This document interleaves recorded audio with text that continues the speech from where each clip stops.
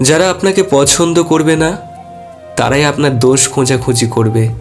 আপনার হাসিতে দোষ, কথাতে দোষ, কথা না বললে দোষ ইত্যাদি বিষয়ে দোষ ধরায় ব্যস্ত থাকবে। মনে রাখবেন, কিছু মানুষের স্বভাবই হলো অন্যের ছোট দোষকে বড় করে দেখা। কারণ তারা আপনাকে হিংসে করে, আপনার গুণ তাদের অসহ্য লাগে। সুতরাং তাদের এড়িয়ে চলুন যাদের আপনার উদারতার সম্পর্কে ধারণা নেই।